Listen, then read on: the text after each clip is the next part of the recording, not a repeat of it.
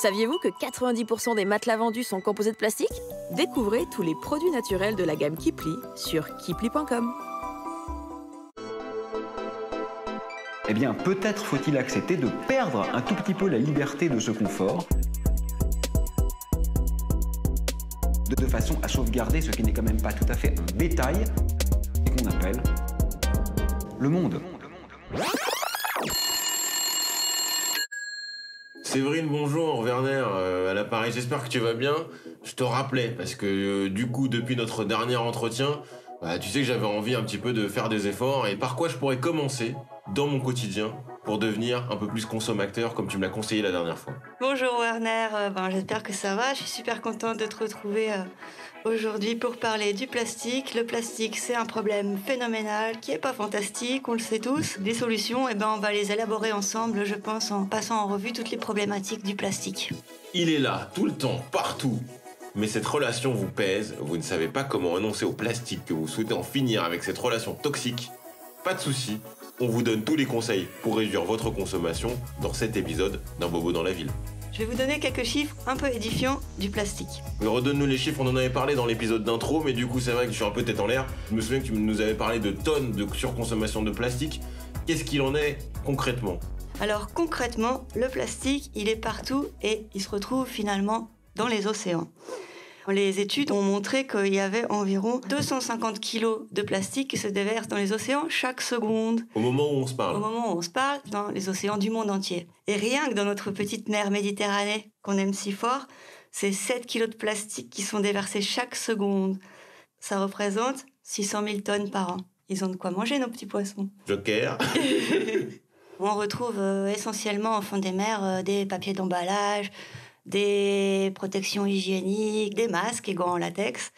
Et donc, on peut vraiment se dire que c'est nous, consommateurs, qui polluons essentiellement le fond des mers. Donc, si je comprends bien, c'est au moment où je vais jeter mon déchet dans la rue, par exemple, si je trouve pas de poubelle, c'est à ce moment-là qu'on va retrouver mes déchets plastiques en bout de chaîne dans la mer Méditerranée. Voilà. Ou tes mégots aussi. Tes mégots, c'est très facile à jeter dans un caniveau. C'est vrai que c'est très facile. Mais maintenant, tu vois, je fais l'effort de pouvoir les mettre dans des cendriers ou dans des poubelles publiques, puisqu'ils sont adaptés pour ça. En tout cas, c'est le cas dans ma ville de Bobo à Paris. Ils font les choses bien à Paris. En tout cas, ils essayent de s'améliorer. Et vous aussi, à travers ce podcast, Un Bobo dans la ville. Peut-être tu peux nous donner les chiffres de la production, parce qu'en fait, si on se retrouve avec tant de plastique, c'est qu'il y a une surproduction et qu'il y a certainement des choses dont on pourrait se passer en termes de consommation, en termes d'utilisation. Comment se positionne le démarrage de la chaîne de valeur avec la production? Alors en fait, le gros problème, c'est qu'on produit du plastique depuis 50 ans, à peu près. Et on en a produit déjà 9,2 milliards de tonnes. Et sur ces 9,2 milliards de tonnes, on en a recyclé uniquement 10%. Alors on accentue les efforts de recyclage, certes, mais en fait, on ne pourra jamais recycler suffisamment pour englober tout le plastique qu'on a déjà produit. Donc il faut vraiment limiter nos consommations de plastique en commençant par la production, donc la demande. C'est-à-dire que c'est à moi de moins m'orienter vers des produits qui sont suremballés, qui sont surexposés. Il faut peut-être privilégier le vrac ou ce genre de choses. Après le vrac c'est pareil, parce que si tu vas dans un supermarché et que tu achètes en vrac dans un sac plastique que tu jetteras ensuite, le problème n'est pas réglé. Donc il va y avoir surtout un effort à faire sur effectivement l'emballage maison. Donc l'emballage maison, ça peut être le petit sac pour aller chercher tes légumes, le petit tupperware pour emmener ton repas ou ton petit plateau repas, ta boîte à tartines, comme on dit en Belgique, et ta gourde pour emmener tes boissons, qu'elles soient chaudes ou froides. Éviter d'aller prendre des bouteilles dans les distributeurs, acheter chez le boulanger un sandwich enveloppé de plastique et remplir un chariot de plastique quand tu vas au supermarché. Du coup, je t'appelle, là, je viens de m'arrêter pour déjeuner, j'ai pris quelque chose à boire et ils m'ont proposé une paille. Donc forcément, nécessairement, j'ai suivi tes conseils et j'ai refusé. Alors, il a paille en plus. Déjà parce que je suis pas très élégant quand je bois la paille, je préfère te le dire. On peut entendre le bruit. Oui, les pailles, bien sûr. Ça a été un gros problème qui est quasiment résolu puisque normalement, elles sont interdites dès l'année prochaine. Donc ça a été légiféré. On n'aura plus de pailles en plastique qui vont venir se mettre dans le nez des pauvres tortues marines. C'est vrai qu'elles finissaient, ces pailles, en bout de chaîne, dans les nez des tortues et qu'elles pouvaient également en mourir parce que ça bloquait leur système de respiration. Voilà. Ou les sacs plastiques aussi qui ont été interdits mais qu'on trouve encore énormément dans les mers, qu'elles prennent pour des méduses et ce qui finit par les asphyxier. Est-ce que tu penses qu'on a suffisamment conscience des conséquences que ça peut avoir en bout de chaîne, parce qu'on parle des tortues à l'instant. Non, je pense que jusqu'à présent, on n'avait vraiment pas conscience de ça. C'est depuis quelques années, les ONG ou même les usagers de la plage et des océans, comme les plongeurs ou les surfeurs, se rendent compte que ils rentrent dans des frigos au fond de l'eau. Il y a quelque chose qui ne va pas et c'est eux qui ont lancé l'alerte, qui fait que maintenant, nous, en tant qu'individus, on se rend compte que notre plastique peut finir dans la mer et qu'il faut vraiment le jeter de manière consciencieuse, on dira. Est-ce qu'on a des chiffres du recyclage en France ou dans le monde? Quelle est notre capacité à pouvoir gérer le recyclage de cette surproduction dont tu parles? On a les chiffres pour 2019 de l'éco-organisme Citeo, donc qui s'occupe vraiment du recyclage. Et en 2019, ils ont recyclé 35 000 tonnes de plastique. C'est pas mal quand même. Oui, c'est encourageant, d'autant plus qu'on constate qu'au fil des 12 dernières années, la part du recyclage du plastique chez Citeo, bien sûr, a augmenté de 79%. Donc c'est pas rien. C'est encourageant pour un bobo comme moi qui n'y connaît pas grand-chose. J'ai plus trop l'impression qu'on va dans le bon sens.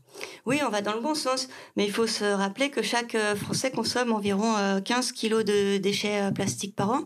Ça représente uniquement 11% de nos déchets, en fait. Et de fait, on se rend compte par là même que c'est assez facile de réduire cette part de plastique si on a les bons gestes de tri et qu'on pense systématiquement recyclage ou alors réutilisation pour pas forcément jeter à chaque fois le plastique qu'on vient d'utiliser. Si je comprends bien, en fait, on a pris de mauvaises habitudes par rapport au plastique, qui est dans nos vies partout, au quotidien, dans notre façon de consommer. Évidemment, on voit bien que quand on enveloppe son sandwich dans un film plastique cellophane à 8h30 avant d'aller au travail, et qu'à 1h, on l'a mis dans la poubelle, la durée de vie de ce plastique est trop courte, en fait. Donc il vaut mieux aller chercher un plat surgelé sur le midi? Il vaut mieux à ce moment-là emballer ton plastique le matin dans un sac que tu aurais déjà fabriqué toi-même, par exemple, ou acheté dans le commerce, dans les boutiques zéro déchet, ça se fait beaucoup à présent, ou simplement le mettre dans une boîte en plastique type Tupperware, ou l'envelopper dans une feuille d'aluminium que tu ne feras pas chauffer. Et vous pouvez bien sûr retrouver toutes ces informations sur notre site de Consoglobe. Mais vous avez pensé à tout chez Consoglobe? Bien évidemment. Alors du coup, quels seraient les axes d'amélioration que tu pourrais me conseiller, ma baba? Écoute, ce que je peux te conseiller, mon petit bobo, c'est de commencer à réfléchir tes achats et aussi tes déplacements. Quand tu vas aller au supermarché, tu vas essayer d'éviter, évidemment... Ou dans mon AMAP de quartier. Tout ce qui est suremballé, donc les couches de carton, plastique, tout ça, il faut éviter, évidemment. On sait très bien maintenant qu'on part avec notre petit sac à provisions, on ne va plus prendre les sacs au supermarché. Et surtout, ce qu'on évite, c'est les petites barquettes cellophane. Il y a toutes mes pastèques qui sont déjà préparées, coupées, etc. Mais je gagne un temps fou avec ça. Mais Werner, la pastèque, en fait, elle est déjà protégée à la base. Pourquoi on a encore besoin de mettre du plastique autour? Si je comprends bien, il faut que je prenne le temps de préparer à l'avance tous mes repas pour faire en sorte de réduire ma consommation de plastique. Oui, non, tu n'es pas obligé de tout préparer en avance, mais tu peux déjà imaginer quelques préparations pour les jours de la semaine, par exemple. Donc du jambon beurre jusqu'à la pastèque. Du jambon beurre jusqu'à la pastèque. Est-ce que tu as d'autres conseils ou pistes de réflexion pour nos bobos? Bourgeois ou bohème, choisissez votre camp, pas besoin d'étiquette. Chacun sa route, chacun son chemin. Passe le message à ton voisin. Je le savais.